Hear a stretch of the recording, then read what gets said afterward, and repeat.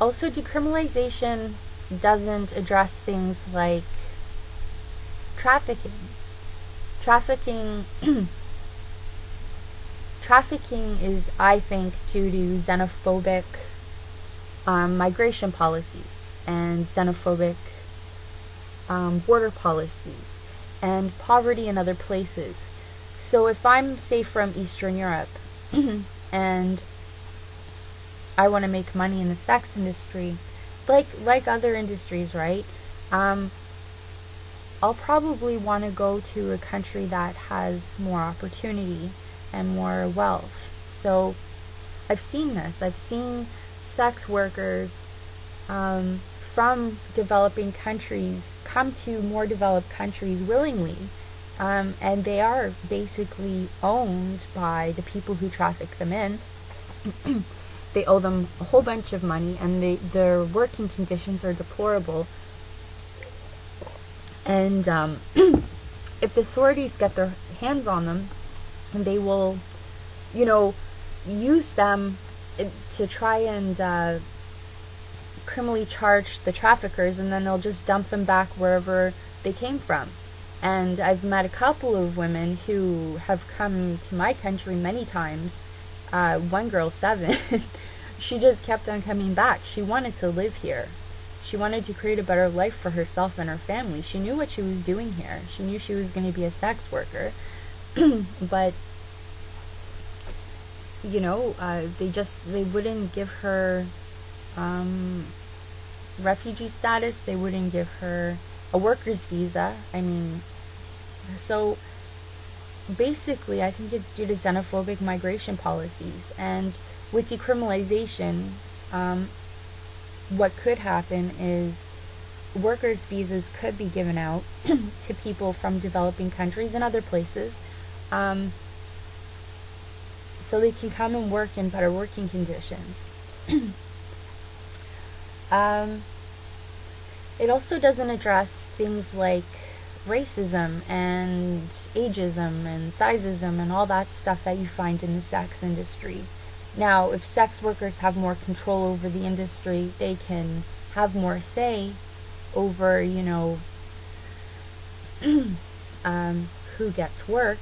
What you do see a lot of the time anywhere you go, the sex workers have to do all this stuff to maintain a certain look. So, we're talking about breast implants and other cosmetic surgery, hair dyeing, tanning, shopping for clothes, shaving, waxing, whatever. No tattoos, hair extensions, you name it. Trying to look younger. And, if that's something you want to do, fine. But it's like one type of look is being marketed, and when really, customers, I find, have a diverse taste. There's enough money to go around for everyone, I think, and there's enough business for all different types of sex workers, whether it be a 65-year-old grandma or a 21-year-old university student. Another thing that I've seen quite a bit of that I don't think decriminalization by itself can fix is the fetishization of stereotypes. For example, Asian women are often marketed as submissive and docile, and blondes as stupid and bubbly. Unless this is addressed within society in general, I don't think we'll see much of a difference within the sex industry. You'd spoken quite a bit about stigma, and you had mentioned a particular court case in Australia where a sex worker was raped, and the asshole who raped her was convicted of theft of services. The idea that sex workers can't be raped is unfortunately something I've seen a lot. I used to speak to classes in universities as well as do workshops with social service providers such as women's shelters, and I did a couple with the police. In all of these settings, there was always at least one person who thought that sex workers cannot be raped.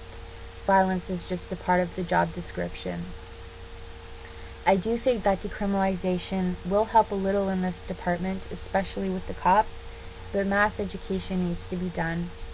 There are so many damaging lies. Sex workers are all victims, sex workers are all villains, or all sex workers are having a great time.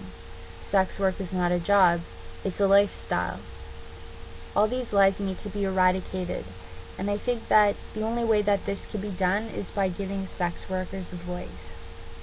I completely understand your frustration with the lack of proper research around sex work. It's especially infuriating when the most bullshit of them tends to get the most airtime. And you're right, anyone can slap together a study, but what are your methodologies? Like you, I am first and foremost concerned about the facts, and even though I have clearly chosen an ideological standpoint, I came here after years of experience and research myself, and I remain flexible. I look to opposing sides for valid information, and if I were to see convincing, hard evidence that sex work is inherently damaging, then I would have to reevaluate my own position. So, wherever this road leads you, I do wish you luck, and thank you for being open-minded and listening to sex workers. You're awesome. Anyways, I think that's it for now. Thanks for watching. Sláinte.